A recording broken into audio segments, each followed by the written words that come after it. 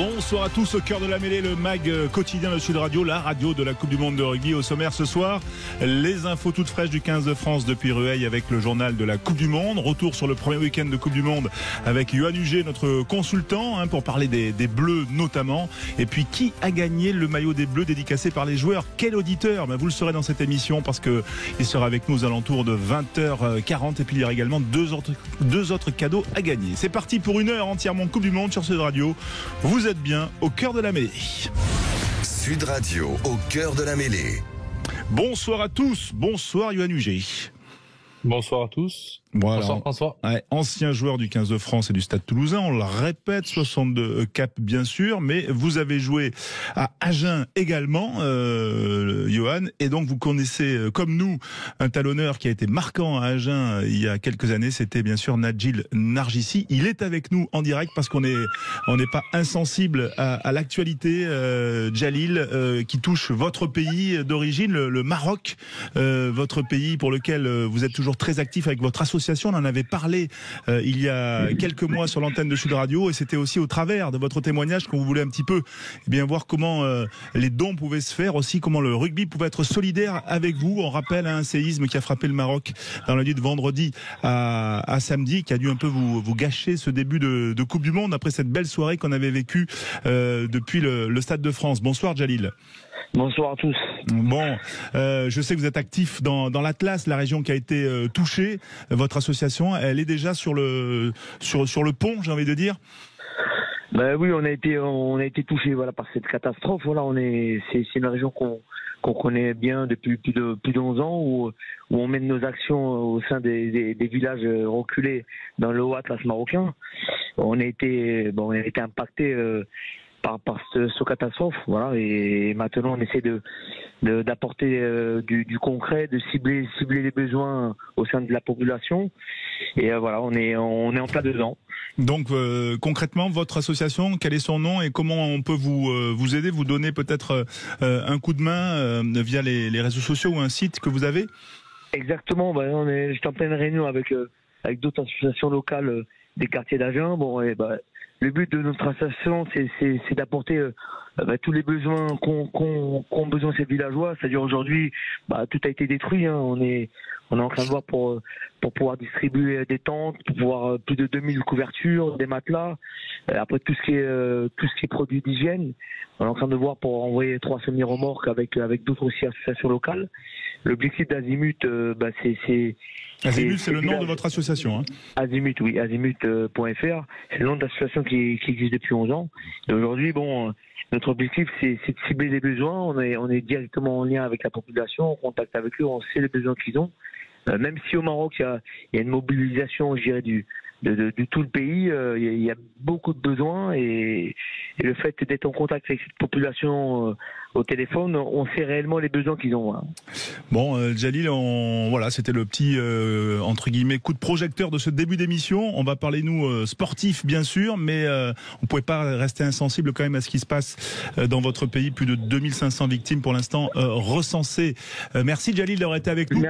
Peut-être un petit mot quand même sur cette Coupe du Monde que vous avez eu le temps peut-être de savourer avant la nouvelle qui est arrivée dans la nuit de vendredi à samedi.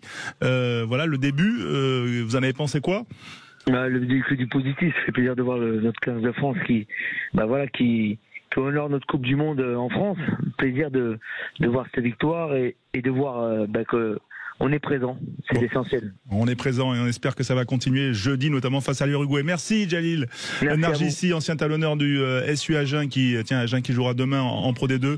Mais on rappelle le nom de votre association Azimut, pour vous aider à venir en aide aux victimes du séisme au Maroc. Merci Djalil. Merci à vous. Place maintenant à l'actualité de la Coupe du Monde avec Lucien Gasparac. C'est le journal de la Coupe du Monde. Sud Radio, le journal de la Coupe du Monde. Et Lucien, bonsoir. Des bonnes nouvelles qui arrivent du camp de base des Bleus à Rueil-Malmaison. Oui, l'entraînement des chasubles habituellement le mardi avait lieu ce lundi. C'est un entraînement qui permet de connaître presque en avance la composition d'équipe.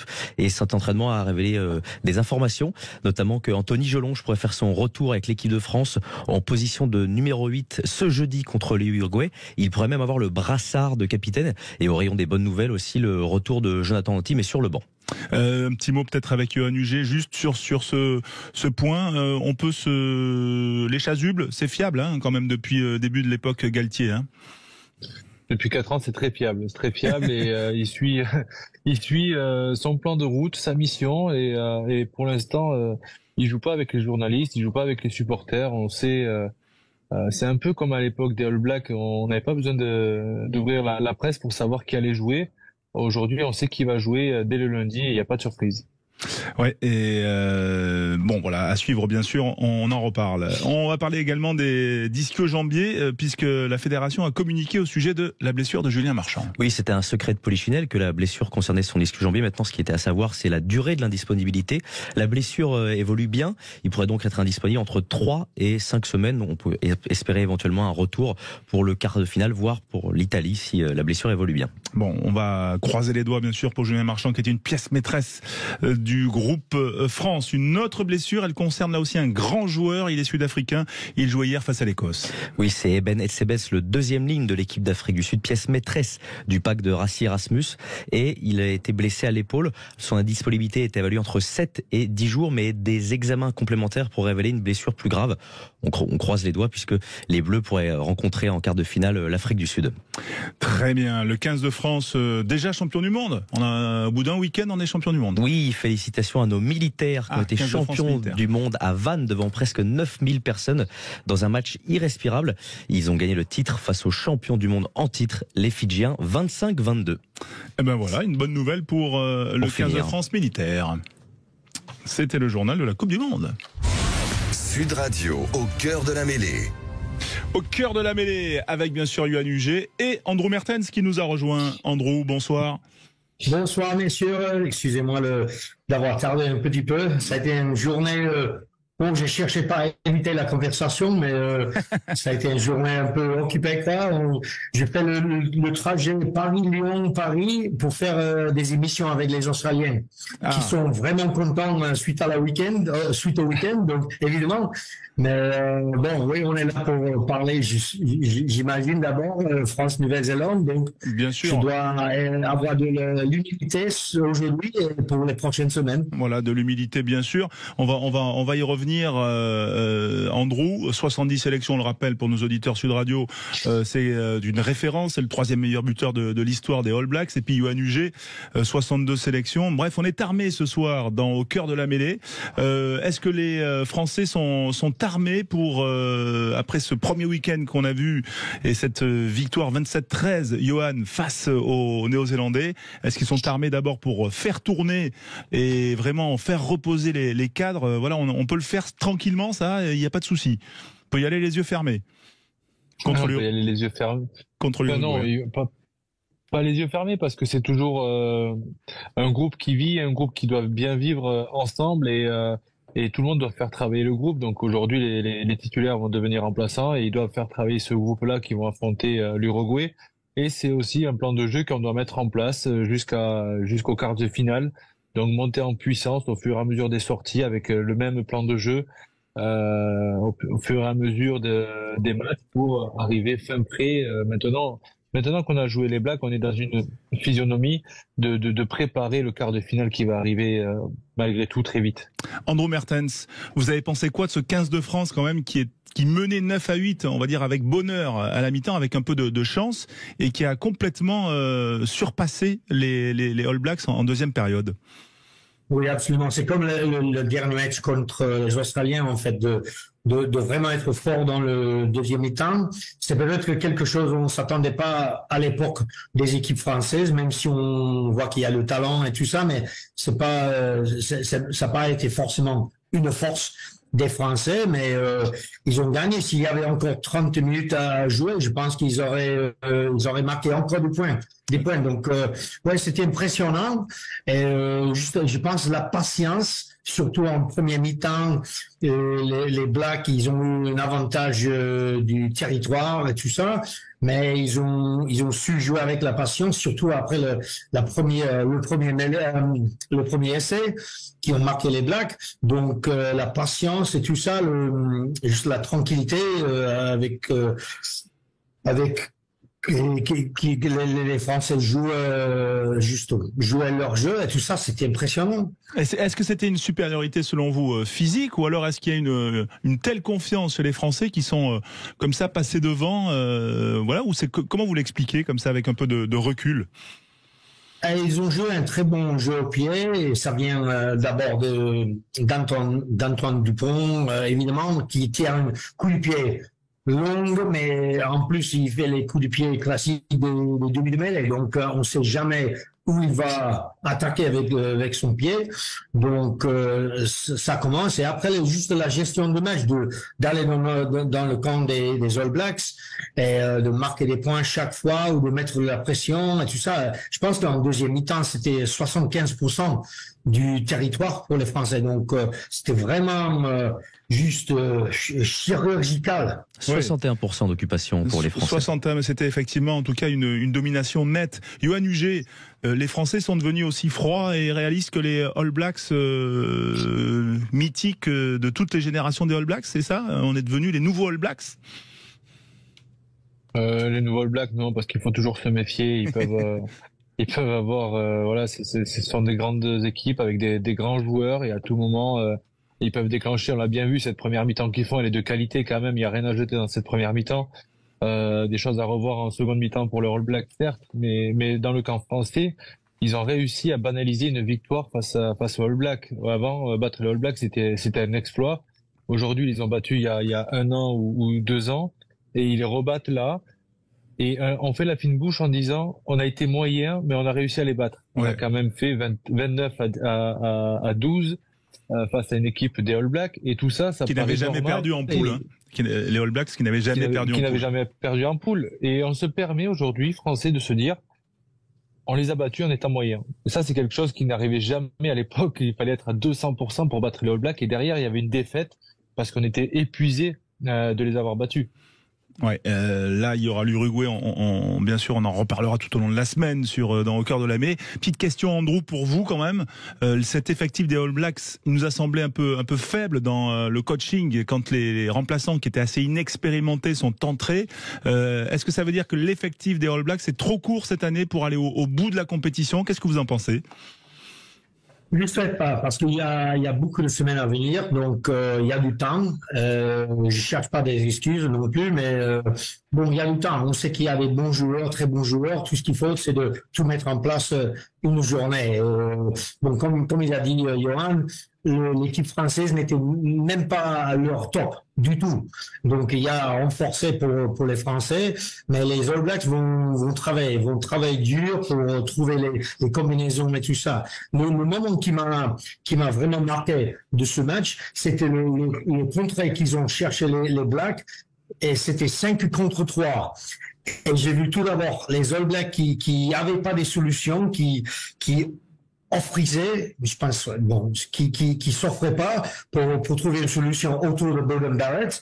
Mais en plus, les 3 défenseurs français, ils ont montré juste une gestion pour apprendre le soutien et tout ça, pour gérer le moment. Et normalement, on verrait que les All Blacks 5 contre 3, ils vont marquer, ils vont faire du mal à notre équipe. Ils n'ont pas réussi de le faire. Il y avait un turnover et les Français ont marqué. Donc, pour moi, c'était un moment qui réfléchissait le match et la différence entre les deux équipes. Ouais, différence. On verra comment ça va évoluer, bien sûr. Mais en tout cas, on a vécu une très belle soirée. Je vous rappelle d'ailleurs que cette question sur les Blacks sont-ils trop courts, entre guillemets, pour être favoris de cette Coupe du Monde en termes d'effectifs, eh bien, vous avez répondu oui sur Twitter à 58%. Je vous rappelle que nous sommes présents, c'est sûr, sur les réseaux sociaux, et vous êtes toujours les bienvenus pour interagir avec nous. On se retrouve dans un instant pour continuer à parler au cœur de la mêlée, parler de cette Coupe du Monde de rugby qui s'est lancée ce week-end. Restez bien avec nous, à tout de suite. Au cœur de la mêlée sur Sud Radio, la radio de la Coupe du Monde de rugby, et vous êtes bien sûr les bienvenus pour interagir au 0826 300 300. On jouera dans quelques minutes bien sûr, et on aura des cadeaux à vous offrir. Vous le savez, on a parlé de ce week-end, de ce premier match des Français, des Néo-Zélandais bien sûr, avec Andrew Mertens, avec Yohan Huget. Et puis il y a bien sûr des petits coups de griffe après ce week-end, et on va en parler tout de suite. C'est la séquence soufflante. Sud Radio, au cœur de la mêlée. T'es tendu comme une crampe. Mais non, je suis pas tendue. Si t'es tendu. Bah non. Non mais tu t'es vu? Je te trouve grotesque. T'as rien, je ne t'aime pas. Si je te dis que t'es tendu, t'es tendu. Je dis t'es tendu, Natacha. C'est tout. J'en ai marre, ok? Putain, merde! Ah ben voilà, c'est dit. Yoann Huget, qu'est-ce que vous avez à dire comme ça, de façon aussi vigoureuse, sur ce premier week-end de Coupe du Monde? Voilà, ça peut être un résultat, ça peut être aussi un fait d'organisation. Qu'est-ce que vous retenez? C'est un résultat que j'attendais avec pas avec impatience, parce que j'ai beaucoup d'admiration pour cette équipe, mais c'est ces Argentins qui aujourd'hui ont démarré cette Coupe du Monde, et en fait j'ai l'impression qu'ils vont la passer s'il n'y a pas de réaction, sans vous avoir vu leur rame véritable, c'est-à-dire des Argentins à 15 contre 14 qui sont fait bouger en mêlée, qui Battu ont 27-10, été maladroits, 27-10, et que des pénalités, il n'y a pas eu un seul essai, donc c'est-à-dire ils ont été beaucoup indisciplinés, et à la fin on est tombé sur une équipe argentine où on a un peu reconnu leur façon de jouer dans l'axe, assez agressif, et ils ont fini par marquer un essai, et c'est dommage qu'on n'ait pas vu un peu ça. Comment vous avant, l'expliquez? Ils étaient où, les Argentins? Ils étaient encore en prépa, ils avaient la tête ailleurs, parce que quand même ils ont été 15 contre 14 pendant 70 minutes. Hein. Ben là, dès la 10e minute, quand ils prennent le carton rouge, les Anglais, on se dit c'est bon, c'est fait. Peut-être qu'ils ont pensé comme nous, et finalement, à force de se dire ça va le faire, ils vont craquer. Et les Anglais se sont retrouvés dans le combat, on a retrouvé à Mario Itoje des grands soirs. Et c'est dommage, parce que sincèrement c'était une belle équipe argentine, avec de l'expérience, des jeunes comme Choco Barres, Juan Cruz Malia, qui ont d'excellentes qualités, qu'on a peu vu aussi ce week-end. Donc on s'est vraiment ennuyé devant ce match, même si les Anglais ont offert un réalisme et un pragmatisme pour gagner ce match. On va revenir, bien sûr. Ils nous ont mis des drops à la Andrew Mertens de l'époque. Non, ils en ont fait, hein, ils n'ont pas raté. C'est ma façon de faire, c'était de rater de loin.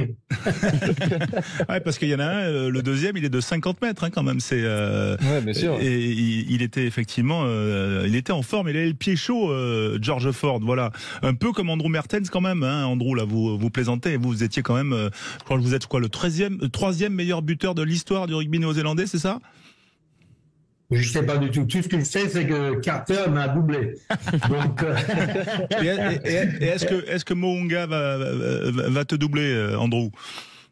Comment? Est-ce que Richie Mo'unga va passer devant toi un jour? Oui, s'il a le temps, surtout il a bien, comment dire, concrétisé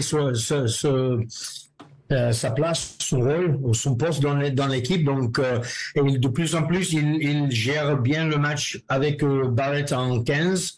Donc oui, c'est lui l'avenir. Donc il va y arriver sans doute. Hein, il est super. Mais en plus, des joueurs comme Carter et Moana, ils marquent des essais aussi. Moi non. Moi j'étais classique. Hein. Moi j'étais là pour les autres. Ouais, mais c'est pas mal ça. Voilà. Bon, je vous ai dit 0826 300 300. Et Charles est avec nous. Charles de Jurançon qui nous a appelé. Bonsoir Charles. Et bonsoir François. Merci d'être avec nous en direct sur Sud Radio pour parler de ce premier week-end. Qu'est-ce que vous retenez, vous, de ce premier week-end? Eh bien, ouf, on a battu les All Blacks, quand même.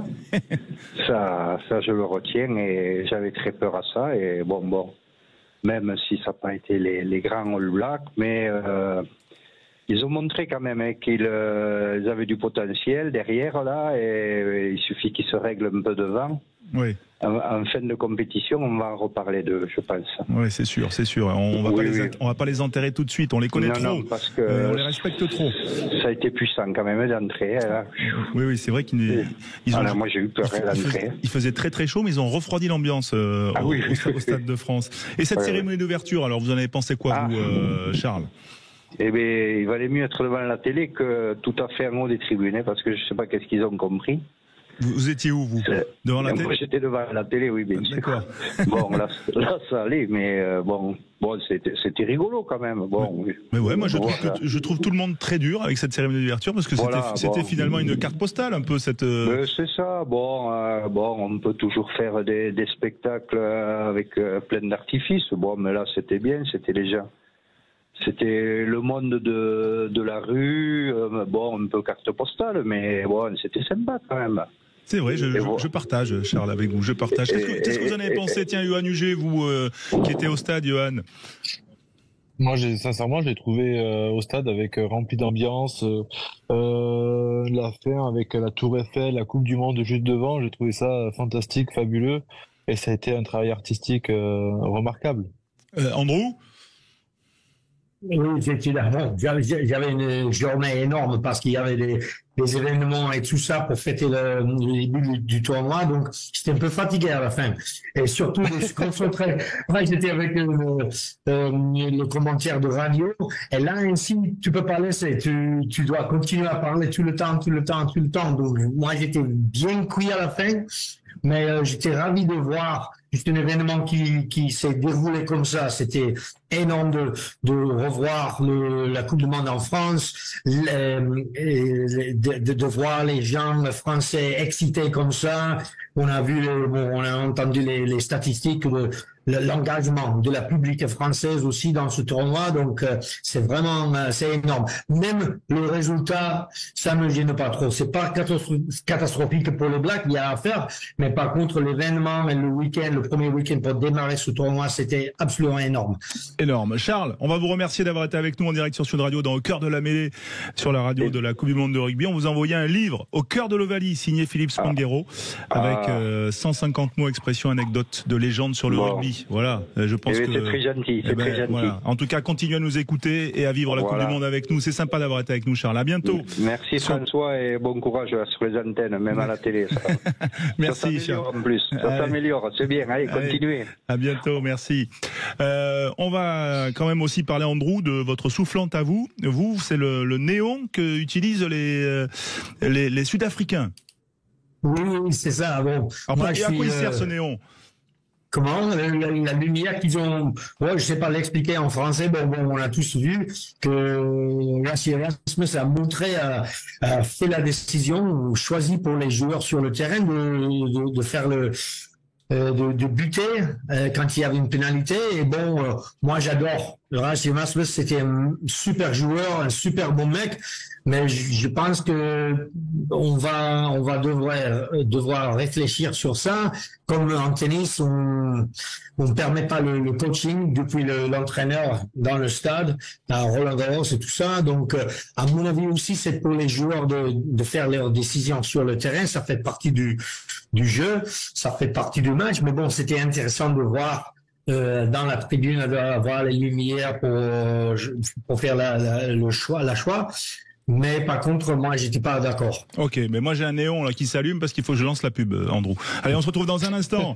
Il y aura Laurent Travers qui sera avec nous. Tiens, pour au retour de la pub sera notre invité bien sûr. Et puis vous aurez la possibilité de gagner un maillot aussi. Enfin, on aura l'auditeur gagnant du maillot, dédicacé, le maillot du 15 de France. À tout de suite sur Sud Radio.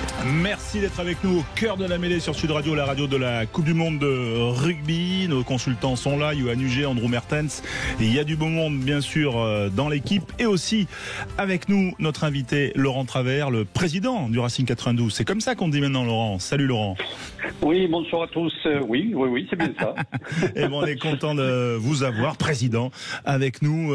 Voilà, même si on vous a toujours vu avec le survêt, donc voilà, on va quand même continuer à se tutoyer, Laurent, non? Ouais, mais j'ai le survêtement et la cravate. Ouais, c'est pas mal. Tiens, t'en penses quoi, toi, Laurent Travers, du néon, là, de la lumière pour donner quelques indications aux joueurs sur le terrain, là, ce qu'a fait Rassie Erasmus hier?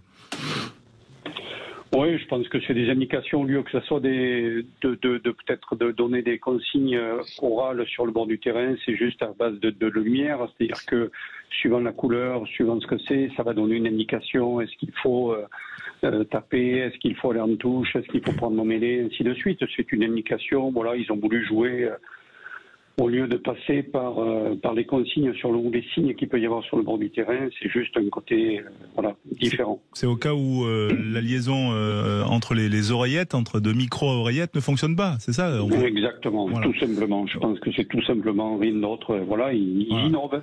Bon, on est dans l'innovation actuellement, donc tout le monde innove, tout le monde essaie de trouver des solutions ou d'être différent des autres. Donc voilà, c'est bien. Est-ce que Laurent, tu as vu des choses innovantes à part cette lumière sud-africaine?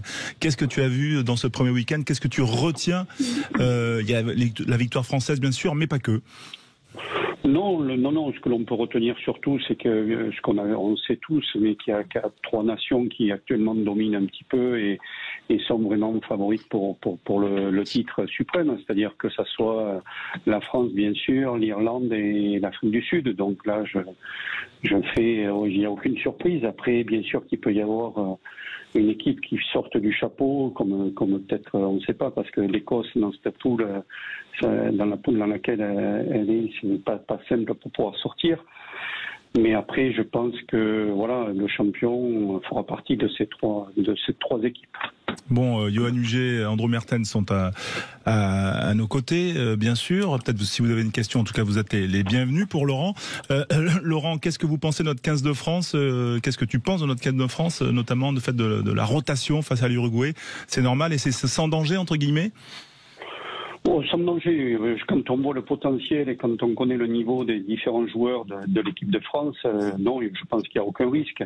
Mais ce qui est important, c'est que tout le monde puisse garder l'état de fraîcheur, mais aussi le physique. Et il est important de pouvoir matcher. Donc tous les joueurs qui jusqu'à maintenant n'ont pas matché vont avoir pour la possibilité d'avoir du temps de jeu, ce qui est de bon augure, parce que si toutefois on voit ce qui peut arriver, bien sûr qu'il y a des blessures, et ça permet aux joueurs de se maintenir et d'être au niveau physique, et aussi de montrer l'opportunité que tout le monde puisse s'exposer et de faire récupérer aussi les organismes pour les autres.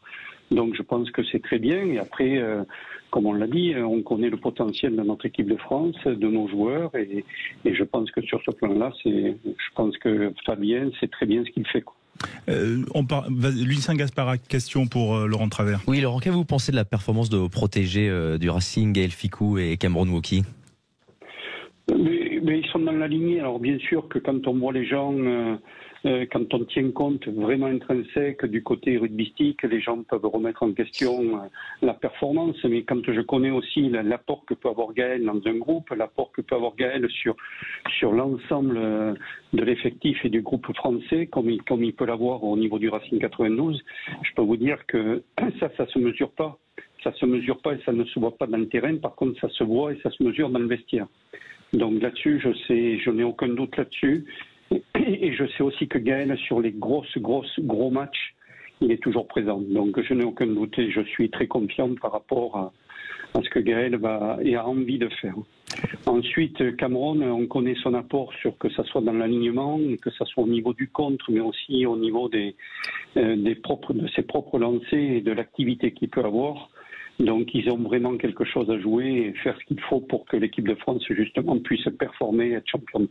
Andrew Mertens, peut-être un échange avec Laurent sur ce match, parce que Andrew, on lui a posé cette question: pourquoi aujourd'hui le banc All Blacks a été un peu trop court, a semblé avoir beaucoup moins d'impact que le banc français, et voilà, ça peut être un point sur lequel on peut revenir, Andrew. Oui, j'aimerais bien savoir si juste le fait d'avoir quelques staffs néo-zélandais, tout ça, dans les équipes top 14, ça nous aide de connaître un peu mieux le jeu néo-zélandais pour le contrer, tout ça. Est-ce que c'est plus facile aujourd'hui qu'avant, vu qu'il y a autant de joueurs dont Joe Toko, par exemple, le Racing, qui apportent leur savoir-faire néo-zélandais aux Français? Oui, je pense que bien sûr que l'apport, que ça soit joueur d'expérience, comme ça a été le cas avec Dan, Joroko Soko, Chris Mazoé, et j'en oublie, Karl Luft, ainsi de suite, et tous ceux qui sont venus dans le championnat français ont amené une culture qui était nécessaire et qui a amené aussi à travailler peut-être différemment. Ce qui est sûr, c'est que peut-être maintenant, ça serait bien que les Néo-Zélandais recrutent des Français, que ce soit au niveau du staff et des joueurs, pour amener la culture française en Nouvelle-Zélande. Comment tu vas gérer le staff, en fait? Parce que j'ai déjà vu des messages entre tous les anciens joueurs, qu'ils soient anglais ou sud-africains et tout ça, qui cherchent coordonner la sortie en ville pour prendre un verre ensemble et tout ça. Évidemment, on cherche Yannick et on cherche Joe pour faire ça. Comment tu vas gérer pendant les prochaines semaines? Dans les prochaines semaines, ça va aller.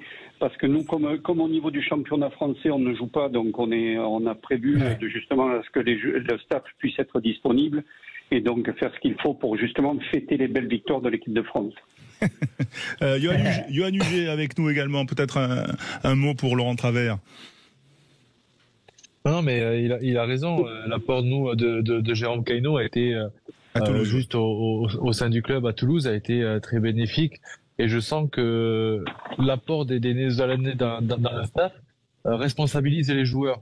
Les anciens All Blacks ont fait que tous les joueurs arrivent à se responsabiliser, à faire des routines, à faire du travail individuel pour progresser. Un peu le travail de l'ombre que les Français n'étaient pas très assidus peut-être à l'époque à faire. Et ont compris la nécessité de le faire après chaque entraînement, faire des petits ateliers à 3-4. Donc, pour rejoindre Laurent, il a tout à fait raison. La culture néo-zélandaise est rentrée dans le championnat français et dans le staff également. Et ce qui est fou, c'est que j'ai l'impression que les anciens néo-zélandais ont une culture beaucoup plus marquée que la culture qu'il peut y avoir actuellement chez la nouvelle génération néo-zélandaise. Parce que c'est pour ça que je faisais un peu d'humour par rapport à ça, c'est que il a tout à fait raison, Yoann. C'est que quand on voit l'apport, que ça soit, comme je l'ai cité, et au niveau des joueurs aussi néo-zélandais qui sont allés sur le Stade Toulousain, c'est vraiment quand ils arrivent dans les clubs, ils amènent cette culture d'être capable à un moment à la fin du match de déconnecter, de profiter des bons moments, mais que ça soit avant, tout au long de la semaine, dans la préparation du match. Ils amènent cette nécessité d'être vraiment pointilleux sur les détails, sur ce qu'il faut travailler tout au long de la semaine pour pouvoir justement performer le jour du match. Oui, effectivement, ce souci du détail, on le voit notamment au travers des skills. Peut-être Laurent, est-ce que tu penses que le système des Blacks aujourd'hui, il est entre guillemets un peu obsolète, c'est-à-dire on ne peut pas sélectionner un joueur qui joue à l'étranger, il est obligé de rester en Nouvelle-Zélande et donc économiquement, là, on voit avec le jeune ailier là qui va venir à Toulon après la Coupe du Monde, il a 23 ans seulement. Est-ce qu'il faut qu'il change quelque chose sur ce point-là ou pas? Non, je pense que c'est beaucoup plus profond que ça. Il ne faut pas oublier que nous, on est 70 millions, que c'est 4 millions, que eux aussi, ils ont les mêmes difficultés que l'on peut rencontrer. C'est que jusqu'à maintenant, le rugby était vraiment le sport numéro 1 et ça l'est toujours. Mais ils ont aussi beaucoup plus de sports qui se développent dans leur pays. Donc, les jeunes ne vont pas que au rugby. Donc, sur un nombre d'habitants qui est beaucoup plus restreint que le nôtre. Donc, ils se retrouvent avec un vivier qui est peut-être un peu moins important que ce que nous, on peut avoir en France. Dans un instant, on va recevoir Laurent Cardona pour faire un bilan de ce week-end d'arbitrage. Peut-être, Laurent Travers, un mot sur ce sujet. Est-ce que tu as trouvé le niveau d'arbitrage bon ou pas ? C'est toujours difficile de critiquer. Non, je dis ça parce que, très simplement, c'est que je trouve que par moment, il y a un peu trop de règles qui sont à l'appréciation de l'arbitre. Et donc, à partir de là, ça rajoute de la pression sur le côté arbitrage. Parce que on peut avoir la sensation qu'il va privilégier plus une équipe qu'une autre. Ce que je ne crois pas. Je pense qu'à un moment, mais ça devient beaucoup plus difficile. Et donc, je pense que tout le monde travaille d'arrache-pied, que ça soit, j'en suis convaincu au niveau de World Rugby, pour que ça soit justement un arbitrage qui soit le plus limpide possible et les sons vont bien de rentrer dans la compétition. Donc je pense qu'ils vont se faire en sorte d'être meilleurs au fur et à mesure comme les joueurs. D'accord, on va en parler dans un instant avec Laurent Cardona, avec Andrew Mertens, bien sûr, et Yoann Huget. Merci Laurent Travers, président du Racing 92, d'avoir été en direct avec nous sur Sud Radio, la radio de la Coupe du Monde de rugby. À tout de suite sur Sud Radio. Dans un instant, on va parler d'arbitrage avec Laurent Cardona, bien sûr. Andrew Mertens et Yoann Huget sont toujours là. Le qui je suis aussi pour gagner des cadeaux dans un instant, ça va venir. Mais on va récompenser un gagnant heureux ce soir. Il s'appelle Sébastien et il vient de nous appeler, bien sûr, au 0826 300 300. Mais surtout, il a gagné le maillot officiel de l'équipe de France signé par l'ensemble des joueurs. Cadeau inestimable puisqu'en fait nous sommes la seule radio à vous offrir le maillot dédicacé de l'ensemble de l'équipe. Bonsoir Sébastien. pour ça. Merci d'être avec nous. Eh ben, bravo, parce que vous gagnez quand même ce maillot. C'est super, le maillot des Bleus. Comment vous avez vécu, vous, cette première soirée et cette première victoire française face aux Néo-Zélandais? Déjà, j'ai eu un peu de soucis à me connecter. Merci, parce que c'est un cadeau qui est exceptionnel, quoi. Voilà. Et l'entrée en matière, j'ai pris plaisir comme tout le monde. Je pense que j'étais finalement 10 fois plus nerveux que les joueurs, qui ont été super calmes, méthodiques, lucides. Et devant la télé, on était forcément un peu crispés, voilà. J'espère avoir fait râler avec Andrew, voilà. Mais c'était bien, c'était une belle soirée. Ouais, Andrew, ça vous a fait râler ou pas? J'espère bien. Honnêtement, moi, je suis là pour l'événement. Bon, je suis néo-zélandais du cœur, mais honnêtement, j'étais juste ravi de voir une équipe qui joue bon. Moi, j'aime bien apprécier la prestation d'une très bonne équipe. Ce qu'elle est l'équipe française actuellement, je vois qu'il y a toujours les Irlandais qui ont quelque chose à dire, mais bon, de voir un tel week-end pour lancer ce Coupe du Monde, c'était bien, même pour les Néo-Zélandais après la défaite. Bon, Sébastien, ce maillot, qu'est-ce que vous allez en faire? Vous allez l'afficher? Vous allez dormir avec? Expliquez-nous. Je vais même pas négocier avec ma compagne parce que j'avais déjà un maillot dédicacé dans le passé, mais rien à voir avec le rugby. Et là, je vais le mettre en valeur, quoi, dans un beau cadre, par la pièce de vie. Et je crois que je vais le regarder avec plaisir. C'est peut-être un maillot en plus qui va porter bonheur. On va voir ça. Et non, je suis vraiment très, très heureux. Bon, pronostic, jeudi, France-Uruguay, Sébastien? Moi, même en faisant tourner l'effectif, je pense qu'on est bien quand même et qu'il y a de quoi être serein. On peut, voilà, en plus, il y a le retour de Gélange, de Danty et tout. Une victoire des Français, ouais. Avec du beau jeu, si possible. D'accord, un petit score, un petit écart au score? 41-13. 41-13, eh ben c'est noté. En tout cas, merci Sébastien, merci d'avoir joué avec nous. Merci pour votre fidélité sur Sud Radio, la radio de la Coupe du Monde. Voilà, vous avez gagné le maillot officiel de l'équipe de France signé par l'ensemble des joueurs. Passons à notre rubrique arbitrage avec Laurent Cardona dans un instant. Sud Radio, au cœur de la mêlée. Vous voulez m'en siffler? Non, pas du tout. Bon, alors laissez-moi faire. Merci, monsieur. Ça, c'est la règle. Ça, c'est le sifflet. Une fois que ça a retenti, c'est terminé, on ne chambre pas. Si tout le monde parle et tout le monde est en train d'expliquer les règles de mon sport, ça va vite m'agacer. Vous voulez m'en siffler? Si vous voulez m'en siffler, je vous le laisse. Bonsoir Laurent Cardona. Bonsoir à tous. Ancien arbitre professionnel, bien sûr, qui a un regard avisé sur ce début de Coupe du Monde. Juste avant de vous faire réagir, quand même, on va demander à Johan et Andrew de mettre une petite note à l'arbitrage sur les, on a vu 6 matchs à peu près? Oui, à peu près 6 ou 7, depuis le début de la Coupe du Monde. Une petite note, Johan? Dans l'ensemble cohérent, sur quoi? Sur 10? Sur 10. Sur bien? Sur 10. Sur 10. Non, c'était cohérent dans l'ensemble, à part 1 ou 2 matchs ou 2 actions, je dirais 7. 7 sur 10. Andrew? Oui, moi, pareil, plus 7. Il y avait quelques décisions, on veut pas que... On doit se concentrer sur la sécurité des joueurs, évidemment, mais il y avait quelques décisions qui, à mon avis... ils n'étaient pas logiques, mais bon, après c'est un démarrage aussi. On va travailler tous ensemble dans la communauté du rugby pour améliorer que ce soit les joueurs ou les arbitres et tout ça. Il y a beaucoup à faire, mais bon, moi ce qui me gêne le plus, c'est de voir l'obstruction des joueurs quand il y a un coup de pied, quand il y a une chandelle. Et les joueurs pour bloquer les joueurs qui poursuivent la chandelle et tout ça. Et parce que ça fait quelque chose. Bon, vous pensez à qui? À un joueur français sur un néo-zélandais Non, mais c'était partout en fait. C'était partout. Bon, je dis pas du tout que les décisions d'arbitre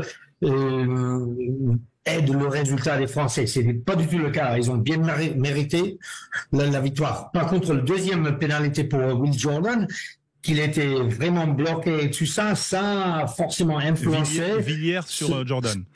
Je sais pas, oui, je me rappelle pas qui c'était, mais sa prestation, sa geste était vraiment influencée par ça. Mais j'ai vu partout dans le week-end, dans le Super Rugby, on a commencé à voir les arbitres siffler contre ça, voir les joueurs qui changent de direction, qui bloquent les joueurs. Bon, c'est ce qui me gêne. Mais bon, à part ça, c'est dur, hein, parce que le jeu est vite maintenant et rapide. Et c'est très dur de tout voir. Bon, alors Laurent Cardona est avec nous. Est-ce que ce que décrit Andrew Mertens est juste selon vous? Est-ce que par exemple sur la deuxième pénalité, le deuxième pénalité parce qu'il y a eu un carton jaune pour Jordan, mais ensuite est-ce que Villiers a fait obstruction ou pas sur Will Jordan, le Néo-Zélandais?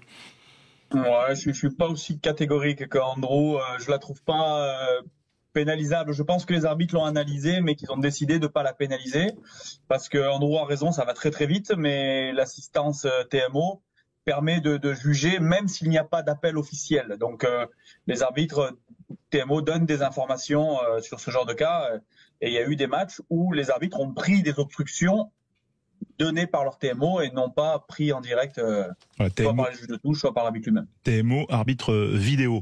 Est-ce que le deuxième essai de la Nouvelle-Zélande, par exemple, qui a quand même suscité beaucoup de sifflets au Stade de France, il a été validé, l'arbitre l'essai de Téléa, en début de deuxième mi-temps. Est-ce qu'il y avait en avant ou pas? Et quel est l'observable, ou en tout cas, qu'est-ce qu'on a mal compris? Alors, non, il n'y a pas en avant. Ça, c'est une position arbitrale et je sais que les arbitres entre eux de la Coupe du Monde ont bien validé cet essai, donc comme quoi il n'y a pas en avant. L'observable, c'est bien évidemment, et certains médias le disent très bien, c'est le ballon, on regarde le ballon au moment où il sort des mains du passeur, et c'est uniquement ce qui compte. Prendre point A, point B, c'est une erreur qui fausse le discours et qui donne forcément des en avant. Moi, je peux faire des en avant en jetant juste le ballon par-dessus ma tête en pleine vitesse. On verra que le ballon va retomber en avant de là où je l'ai jeté, et pourtant j'ai bien jeté au-dessus de ma tête et en arrière. Donc il y en a qui sont contre la physique et contre l'inertie, pourtant elle existe et on peut pas le nier. Donc ce qui compte, le seul observable non négociable, c'est quand le ballon sort des mains du passeur. C'est uniquement ce que regardent les arbitres. Et là, en gros, Paper a validé avec son arbitre vidéo. L'essai, il ne l'a pas fait tout seul, bien évidemment. Voilà, c'est si les mains du porteur de ballon vont vers les poteaux, entre guillemets, adverses, là, effectivement, on voit qu'il y a en avant, en gros. Est-ce que l'équipe des Fidji a été mal arbitrée hier soir, Laurent Cardona? J'ai trouvé une incohérence d'arbitrage entre les Gallois et les Fidjiens hier, effectivement. Il y a deux situations flagrantes qui m'ont surprise. La première, c'est l'essai invalidé des Fidjiens, où il y a bien en avant, il n'y a pas de souci, mais je comprends pas pourquoi la charge à l'épaule n'est pas visionnée, parce qu'il y a quand même une charge à l'épaule du Gallois qui empêche le Fidjien. Donc j'aurais aimé qu'on pose la question, est-ce que ce jeu déloyal a empêché un essai d'être marqué? C'est la question qu'aurait dû poser l'arbitre. Et je trouve que c'est pas normal qu'on se soit arrêté seulement sur un avant. Et la deuxième situation que je reproche, c'est l'extrême compassion qu'a eu l'arbitre avec les Gallois sur leur ligne de but, où ils étaient acculés par les Fidjiens. Ils ont été prévenus une première fois pour des fautes répétées. Puis généralement, après un avertissement, il n'y a pas de deuxième avertissement, il y a sanction. Et là, il y a eu une deuxième avertissement, comme quoi il fallait arrêter de faire des fautes. Bon, on a bien vu que les Gallois étaient acculés et qu'ils faisaient des fautes pour s'éviter de prendre un essai. Et puis dans la foulée, pas de chance. Le 7 Fidjien fait une faute énorme sur un maul. Là, il n'y a absolument rien à dire. Le carton jaune est totalement mérité. Mais voilà, ce concours de circonstances, je l'ai trouvé gênant. Alors, je n'aime pas du tout qu'on utilise le terme petite équipe, arbitrer comme une petite équipe, parce que les Fidji ne sont pas une petite équipe, comme le Japon ne l'est pas, etc. Mais en tout cas, moi, je trouvais qu'il y avait une différence d'arbitrage entre les deux équipes hier soir. Johan, vous partagez? Oui, ouais, clairement, il n'y a pas... C'est difficile parce qu'on se dit c'est toujours les petites équipes, mais il faut pas dire les petites équipes, c'est juste qu'il y a eu et c'est encore l'appréciation de l'arbitre, c'est ce qui est difficile, et on en parlait tout à l'heure avec Laurent Travers, c'est qu'aujourd'hui dans le rugby, il y a trop de décisions qui sont à l'appréciation de l'arbitre. C'est pas comme au foot où on tacle par derrière, c'est carton rouge. Au rugby, c'est à l'appréciation de l'arbitre. Est-ce qu'il est arrivé par derrière avec de la vitesse? Est-ce que c'est dangereux ou voilà, si c'est par derrière ou c'est choc contre tête, maintenant c'est rouge, il n'y a pas de situation. Donc il faut un peu plus éclaircir et faciliter l'arbitrage aussi. C'est parce qu'on leur tombe dessus, mais c'est les règles qui sont comme ça. Et je trouve qu'on est dur, mais les règles ne les aident pas parce que à chaque fois, c'est toujours de l'appréciation. Lucien. Et Laurent, d'où peut venir cette complaisance qu'on dit sur l'arbitrage pour les Gallois? C'est pas une complaisance pour les Gallois, c'est sur ce match-là. Johan l'a très bien dit, il y a une interprétation de l'arbitrage qui a été faite. Alors, je suis pas dans la tête de l'arbitre de ce match. Je sais pas pourquoi est-ce qu'il a eu plus de complaisance envers les Gallois qu'envers les Fidjiens. Pourquoi il a décidé ou pas vu, alors qu'ils sont quand même plusieurs techniciens arbitres autour du terrain, pas vu ce jeu déloyal du Gallois qui empêche le Fidjien de marquer un essai. Je sais pas pourquoi il y a une complaisance. C'est pas envers les Gallois. Ça peut arriver sur d'autres matchs. Ça a pu arriver en top 14. Ça a pu arriver dans d'autres situations. Donc, pas d'explication particulière. En tout cas, c'est un fait, quoi. En tant que supporter. Par contre, Laurent, j'ai une question. Si la Nouvelle-Zélande marque cet essai en finale sur une passe en avant, enfin pour toi il n'y a pas en avant, mais elle est dure quand même cette passe, non? Ouais, elle est dure, mais je pense que la cohérence dans la Coupe du Monde, au moins dans la même compétition, s'il y a deux passes identiques, seront toutes les deux valables pour un essai. Petite question sur le risque là pour Tom Curry, victime d'un carton rouge qui a été bunkerisé. C'est un jaune qui a été bunkerisé, donc qui a été rehaussé rouge. Que risque-t-il, Laurent? Je pense. Alors pour Tom Curry, on m'avait dit que le carton était. Je l'avais pas vu en direct. On m'avait dit que le carton était très dur. Moi je l'ai revu forcément et je le trouve pas si dur que ça puisque c'est au joueur plaqueur de faire attention au joueur porteur de balle. Hein. C'est à lui de prendre tout ce qu'il faut pour avoir la sécurité du joueur porteur de balle. Donc, mais il n'y a pas d'intention de venir faire mal. Donc, malgré tout, il y a un tête-tête. Donc, je pense pas que la sanction soit dure. Je pense qu'elle sera modérée. De là à citer le nombre de matchs, ça va être un peu la roulette, mais je le vois pas prendre une très grosse sanction en tout cas. Genre 2 matchs? Ouais, ça me semble même peut-être moins. D'accord. 10, ce serait bien. Bon, merci Laurent Cardona d'avoir été avec nous, avec Andrew Mertens, avec Yohan Huget, avec vous les auditeurs Sud Radio, pour cet éclairage. Voilà, vous revenez quand vous voulez dans le cœur de la mêlée. Vous êtes chez vous sur Sud Radio pour parler rugby et nous éclairer. Voilà, mais là de façon très très spirituelle. Voilà, et non pas comme Rassi Erasmus avec ses néons dans le stade. Merci Laurent. Vous pouvez rester parce que là on va jouer avec le jeu Qui je suis, mon cher Lucien. Le tant attendu Qui je suis. Sud Radio, la radio de la Coupe du Monde de rugby. Alors, puisqu'on ne se connaît pas, présentez-vous. Présentez-vous. Les gars, qui je suis? C'est moi.